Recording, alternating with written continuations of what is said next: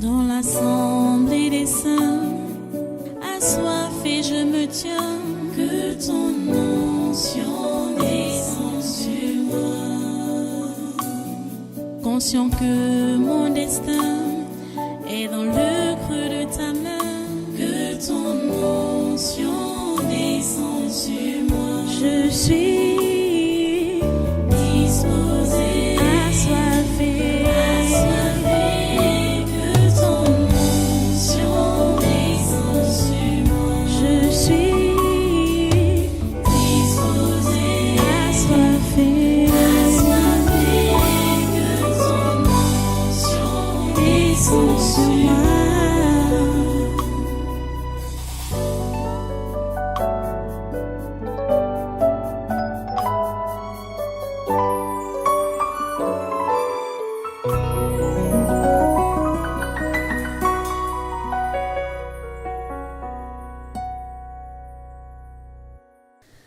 Ok.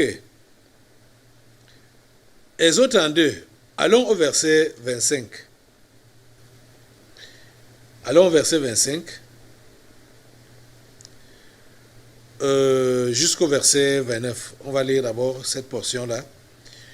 Moïse vit que le peuple était livré au désordre, et qu'Aaron l'avait laissé dans ce désordre, exposé à l'opprobre parmi ses ennemis. Moïse se plaça à la porte du camp et dit: à moi, ceux qui sont pour l'Éternel. Et tous les enfants de Lévi s'assemblèrent auprès de lui. Il leur dit: ainsi parle l'Éternel, le Dieu d'Israël, que chacun de vous mette son épée au côté, traversez et parcourez le camp d'une porte à l'autre, et que chacun tue son frère, son parent. Les enfants de Lévi firent ce qu'ordonnait Moïse, et environ 3000 hommes parmi le peuple périrent en cette journée. Moïse dit: consacrez-vous aujourd'hui à l'Éternel, même en sacrifiant votre fils et votre frère, afin qu'il vous accorde aujourd'hui une bénédiction. Vous pouvez donc comprendre, si vous êtes vraiment éveillé, pourquoi donc Dieu a choisi cette tribu pour se consacrer ou pour le consacrer à son service. C'était à partir de cet incident. C'était à partir de cet incident. Le peuple était dans la déchéance, oui, totale. Ils étaient dans l'idolâtrie, dans l'immoralité, dans toutes sortes de perversions. Vous pouvez vous imaginer? Peut-être il faut que je vous lise certaines paroles qui choquent. Hein? Ça choque. Au début du chapitre 32, là, le peuple voyant que Moïse tardait à descendre de la montagne, s'assembla autour d'Aaron et lui dit: allons, fais-nous un Dieu qui marche devant nous. Car ce Moïse, cet homme qui nous a fait sortir du pays d'Égypte, nous savons ce qu'il est devenu. Vous comprenez?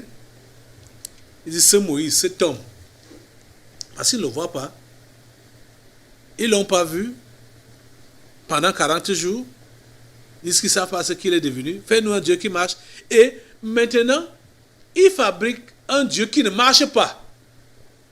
Pourtant, ils prennent ça comme Dieu.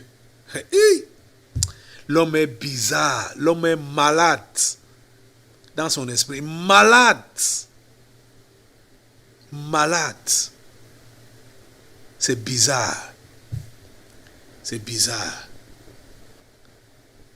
Quand le péché est conçu dans ton cœur, quand l'ingratitude est conçue dans ton cœur, les raisons que tu te donnes pour ne pas t'adonner à la chose de Dieu, c'est des raisons qui ne tiennent même pas, qui ne tiennent pas debout. Hein? C'est juste ton péché qui est dans ton cœur là, que tu veux nourrir, que tu veux alimenter. Hein? C'est bizarre. Fais-nous un Dieu qui marche. Et après, il fabrique un Dieu qui ne marche pas. Et il se procède devant la statuette pour dire que sois loué, sois béni, toi qui nous as fait sortir du pays d'Égypte. Est-ce que ça marche? Est-ce que ça parle? Est-ce que ça respire? C'est seulement le péché qui était conçu dans leur cœur là. Et ils ont matérialisé ça en donnant de fausses raisons. Hey. Ah. Seigneur, ça fait mal, hein? Ça fait très mal. Très très mal. Moïse a eu mal quand il a vu ça.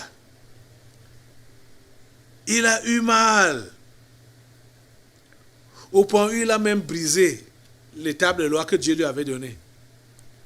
Il a brisé ça. Il a mis ça au feu. Et il leur a fait boire ça. Je ne sais pas dans quelle intention. Je crois que Moïse, il était dépassé. Il ne savait plus comment faire pour que ce peuple puisse essayer de se ressaisir. Je pense que dans ses idées, c'est moi qui le dis, hein, et c'est moi qui pense, hein, en faisant briser les tables de pierre, là, les tables de la loi, en les rendant en poudre, en cendre, là, pour faire boire ça aux enfants d'Israël, il pensait que les 10 paroles que Dieu avait écrites avec son doigt là, pouvaient au moins entrer en eux, physiquement là, aller dans leurs entrailles. Mais il n'en était pas question. Il a fait ça et en même temps, il a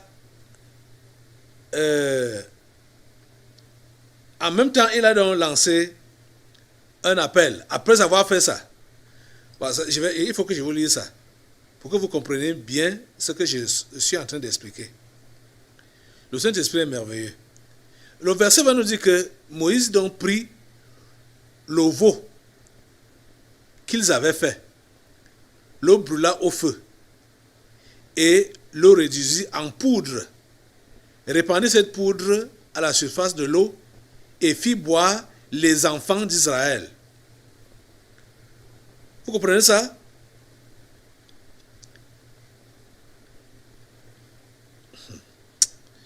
Il leur a fait boire, c'est pas les tables, mais c'est le veau, hein, donc leur abomination. Vous dites que vous êtes seulement prosterné devant cette idole. Ça doit maintenant même entrer en vous. Moïse dit à Aaron, que t'a fait ce peuple pour que tu l'aies laissé commettre un si grand péché?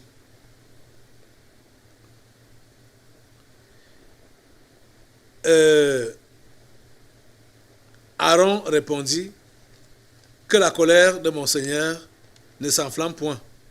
Tu sais toi-même que ce peuple est porté au mal. Ils m'ont dit, fais-nous un Dieu qui marche devant nous. Car ce Moïse, cet homme, qui nous a fait sortir du pays d'Égypte, nous savons ce qu'il est devenu. Je leur ai dit que ceux qui ont de l'or s'en dépouillent, et ils me l'ont donné. Je l'ai jeté au feu, et il en est sorti ce veau. Tu vois comment il est même en train de raconter bizarrement l'histoire. Donc, c'est plutôt donc, le veau là, que Moïse a fait brûler. Et il leur a fait boire. Ce n'était pas les tables de l'Alliance. Mais les tables, il avait brisé ça. Il était enflammé de colère. Il a jeté les tables à terre quand il a vu comment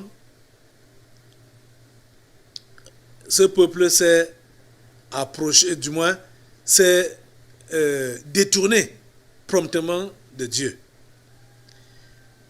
On lit au verset 18 et 19 que Moïse qui répond à Josué, qui pensait qu'il y avait guerre dans le camp.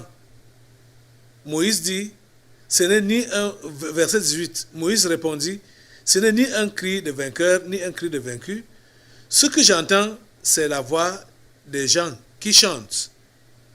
Et comme il approchait du camp, il vit le veau et les danses.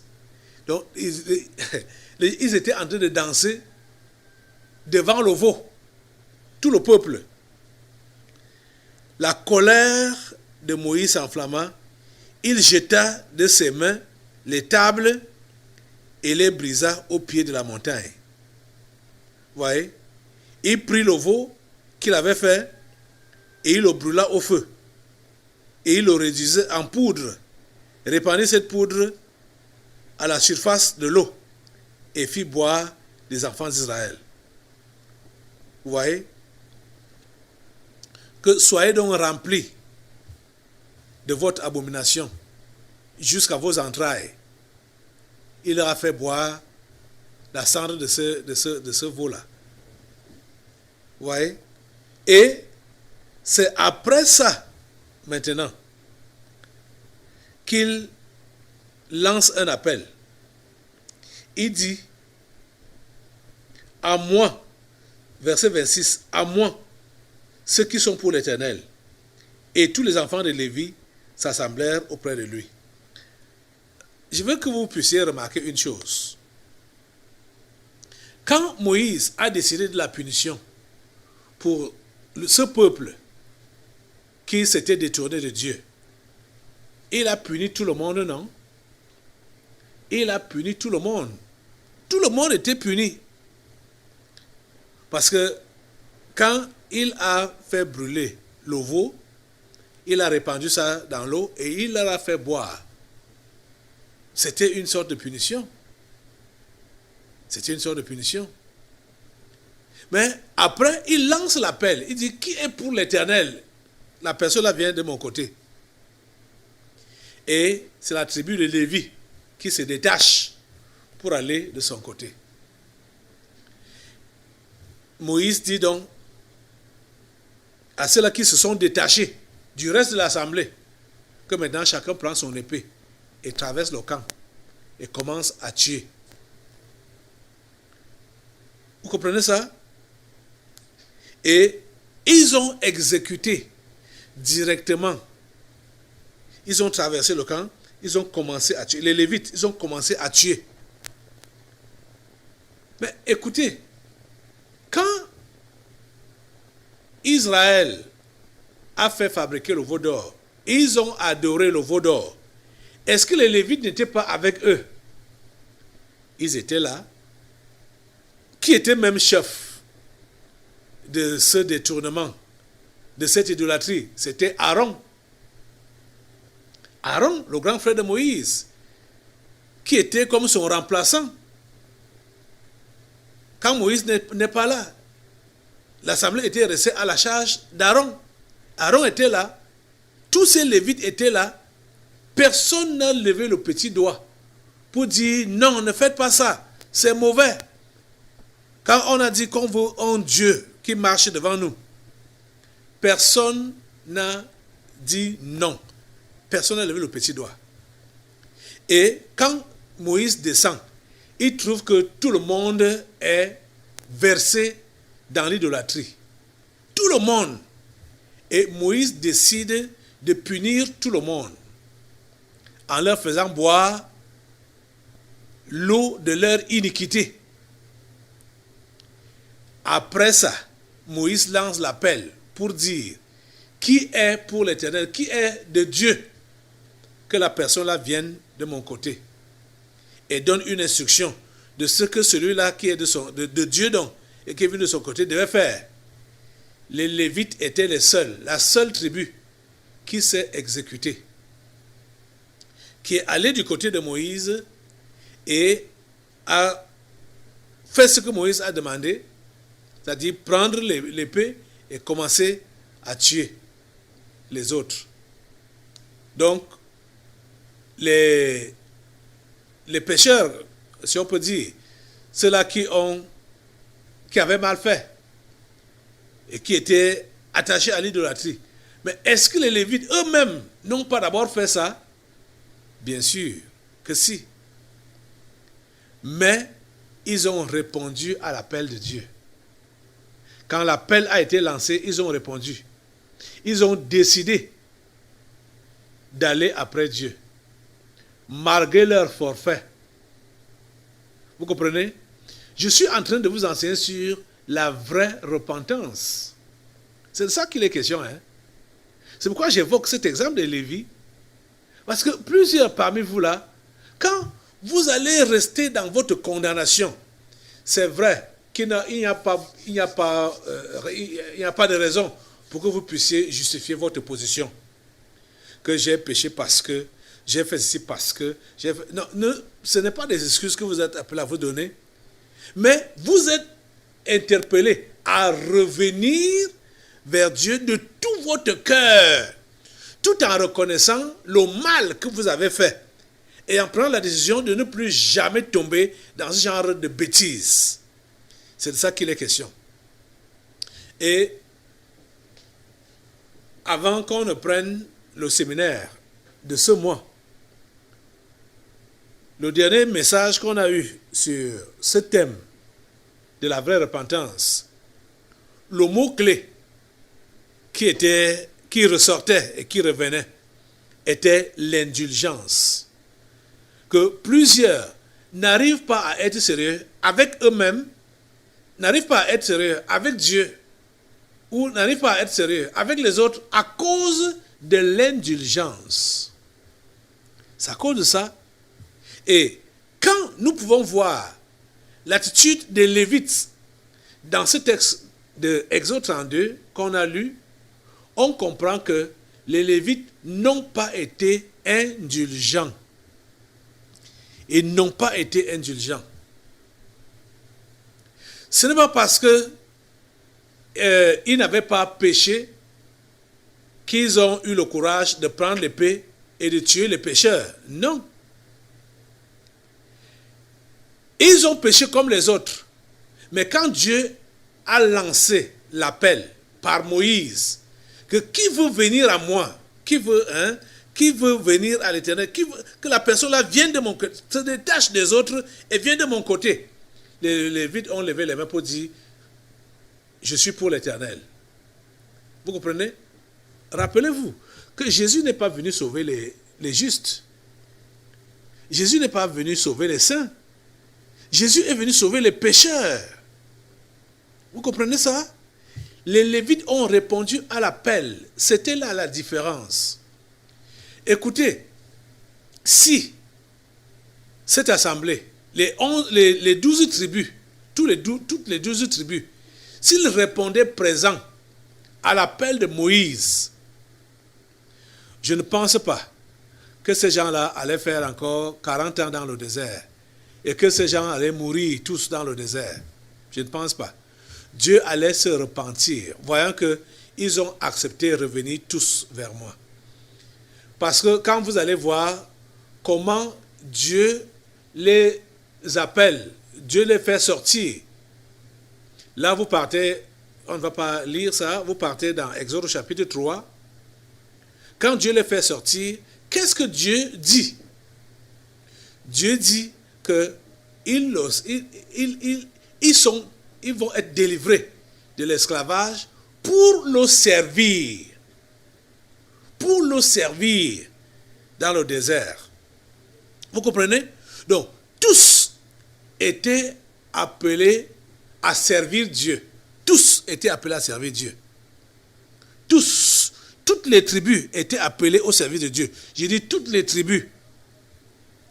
Mais quand il y a eu cette grosse gaffe, on voit que quand Dieu lance donc maintenant l'appel, ce n'est qu'une seule tribu qui se prononce. Les 11 autres tribus ont décidé de se retirer. Donc, de jouer les victimes on dirait que Dieu les avait abandonnés. Non. Moïse n'a pas dit que la tribu de Lévi, comme on peut dire, comme Moïse était de la tribu de Lévi, quand il a donc lancé l'appel, c'est pour cela que la tribu de Lévi est allée vers lui. Non. Moïse n'a pas dit que la tribu de Lévi vienne à ma suite, vienne de mon côté et commence à tuer les gens des autres tribus. Ce n'est pas ça que Moïse a dit.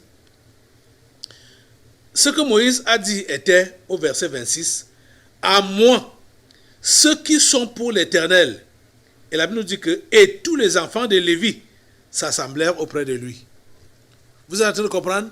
L'appel était lancé à tous. L'appel était lancé à tous. Et c'est ceux-là qui avaient les cœurs disposés pour Dieu qui se sont prononcés. Comme vous êtes interpellés ici, comme vous êtes enseignés ici, l'enseignement est donné à tous. L'appel est lancé à tous. C'est ceux-là qui ont les cœurs disposés pour Dieu qui se prononcent et qui doivent se prononcer. Tout le monde se prononce, tant mieux. Hein? Tant mieux. Le verset que je voulais, dont je faisais allusion par rapport au service de Dieu, quand Dieu les faisait sortir, du moins promettait de les faire sortir du pays d'Égypte, c'était ceci. Exode 3, c'est ça que je vous ai dit. Exode 3, Dieu parle à Moïse, il dit, Dieu dit, Exode 3, verset 12, Dieu dit, je serai avec toi et ceci sera pour toi le signe que c'est moi qui t'envoie. Quand tu auras fait sortir d'Égypte le peuple, notez ça bien, quand tu auras fait sortir d'Égypte le peuple, vous servirez Dieu sur cette montagne. Est-ce que Dieu avait dit que c'est la tribu de Lévi qui va servir Dieu sur cette montagne? Est-ce que Dieu avait désigné une certaine tribu, une quelconque tribu? Non. Il a dit, quand tu auras fait sortir le peuple, donc tout le peuple, vous servirez Dieu sur cette montagne. Vous servirez donc tout le peuple, toutes les 10 tribus, toutes les 10 tribus, je veux dire quoi? Toutes les 12 tribus étaient appelées à servir Dieu. Eux tous. Vous comprenez, non? Mais voilà, il y a eu relâchement, il y a eu déchéance, il y a eu idolâtrie, il y a eu gaffe totale. Et maintenant, quand l'appel est lancé, c'est une seule tribu qui répond à l'appel. Quand Dieu lance l'appel, c'est une seule tribu qui répond à l'appel. C'est la seule tribu qui avait compris qu'il ne faut pas être indulgent. Il faut être sévère avec soi-même et sévère avec les autres. Vous comprenez ça? C'est à partir de là que Dieu a vu que voici quand même une semence. Voici un reste qui m'honore, qui veut me servir. Et c'est depuis ce jour-là qu'il a décidé donc de les mettre à part, de les prendre et de les installer pour le service.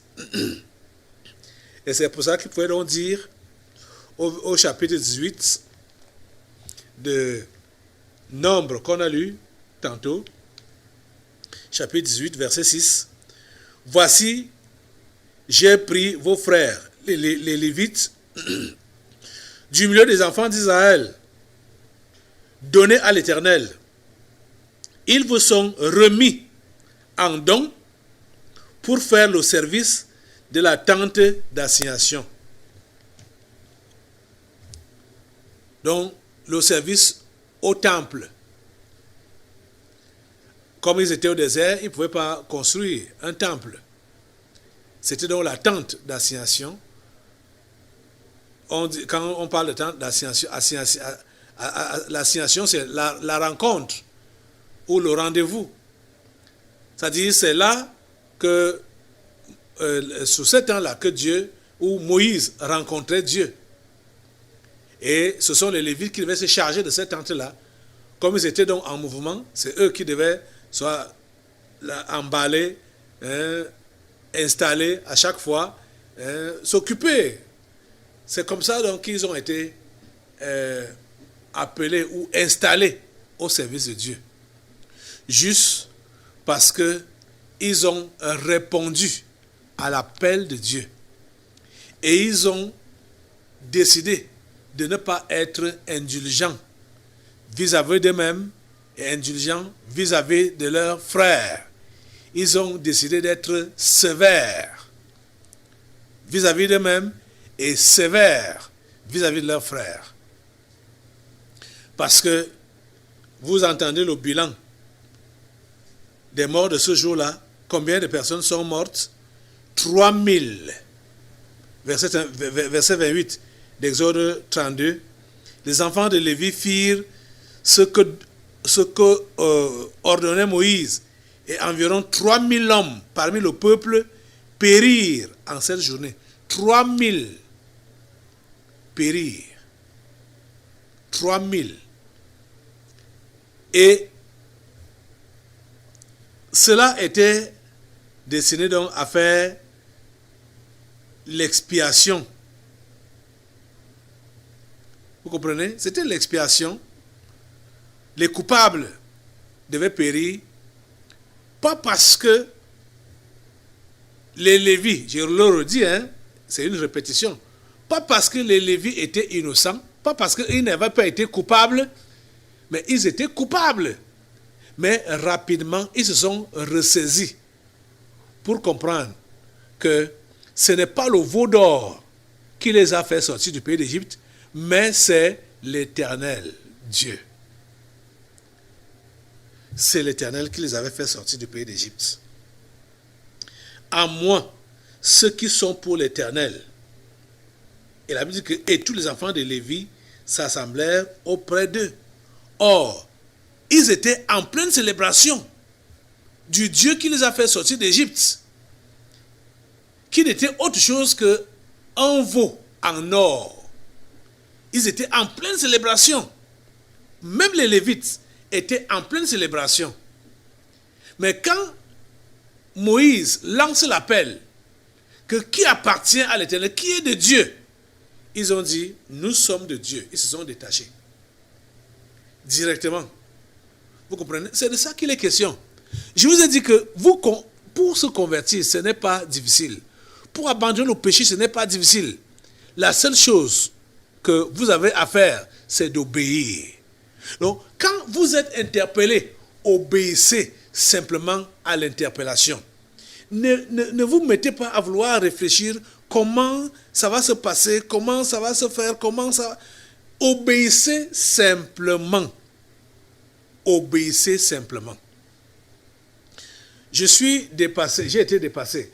J'ai reçu hier la liste de ceux-là qui étaient des anciens ouvriers ici et qui n'ont pas répondu à l'appel qui leur a été lancé le samedi. Samedi surpassé, on peut dire.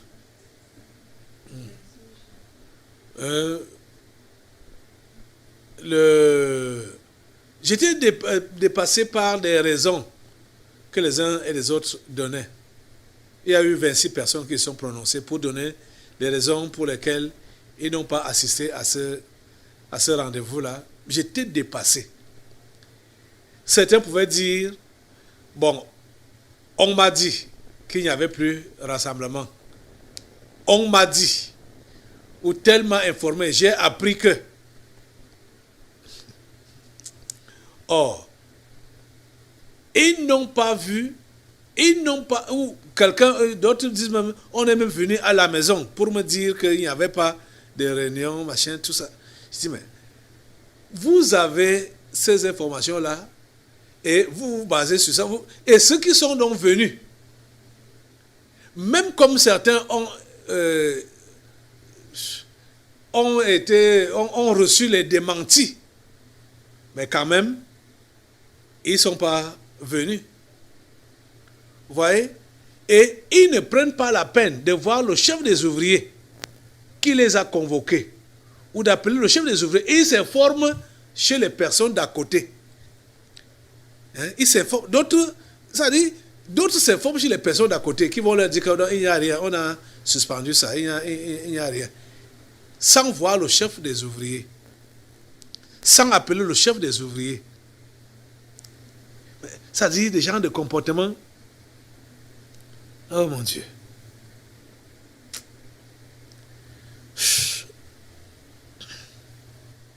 Seigneur, ta grâce et ta miséricorde. Vous voyez l'exemple des Lévites. Vous voyez l'exemple des Lévites. Les Lévites ont montré spontanément qu'ils n'ont plus rien à faire avec l'idolâtrie dès que l'appel était lancé. Que ceux qui sont pour Dieu, ceux qui sont pour l'Éternel, venez de mon côté. En même temps, ils ont répondu. Or, eux-mêmes étaient aussi à la fête du veau d'or. Ils étaient là. Ils étaient coupables. Ils avaient été coupables, mais ils se sont repentis spontanément. Dès celui qui est pour l'Éternel vient de mon côté rapidement. Toute une tribu, ils se sont détournés. Ils ont dit, nous sommes pour l'Éternel. C'est ça que Dieu veut. Cette spontanéité-là. Et ça se voit, hein, c'est pas au niveau des apparences, hein, ça se voit avec le cœur. Parce que ce qu'on leur a demandé de faire, s'ils n'avaient pas le cœur, s'ils n'avaient pas abandonné l'idolâtrie, ils ne pouvaient pas prendre l'épée et dire que comment je vais tuer mon frère. Ou bien se culpabiliser que je vais tuer alors que moi-même j'ai été idolâtre, alors que moi-même j'ai adoré le veau d'or là, et maintenant je vais tuer l'autre qui fait ça. Ils n'ont pas été indulgents. Parce que quand tu te repens en vrai, tu n'es pas indulgent. Parce que tu n'es plus prêt à recommencer la même bêtise. Tu n'es plus prêt. Tu as tourné le dos une fois pour tous. Vous voyez que ceux-là qui ne sont pas prêts à condamner le péché avec la dernière énergie, c'est les gens qui sont prêts à reprendre les mêmes bêtises. Même s'il dit, Seigneur, pardonne-moi, mais tu vois que quelqu'un va commettre les mêmes bêtises à ses côtés, même s'il parle, mais qu'est-ce que tu fais comme ça? Mais dans son cœur, il se reproche pour dire que je lui parle, moi-même, je suis aussi fautif. Hein? Vous voyez? Donc, ce genre de parole ne peut pas avoir d'effet. Ce genre de réprimande, ça ne peut pas changer cette personne. Tu es même en train de l'endurcir et d'empirer même sa situation en prétendant que tu le reprends. Parce que tu es indulgent. Tu es indulgent vis-à-vis de toi-même et indulgent vis-à-vis des autres. C'est ça qu'il est question. Quand tu as vu la gravité du péché, quand tu as vu le mal que ça a fait à Dieu, quand tu as vu le mal que ça a fait à ton âme, tu te détournes de ça sans plus regarder en arrière. Et tu détestes cela avec la dernière énergie. Je dis avec la dernière énergie. C'est ça qui se passe. Vous êtes en train de comprendre? Dans l'assemblée des saints, assoiffé je me tiens, que ton onction descende sur moi. Conscient que mon destin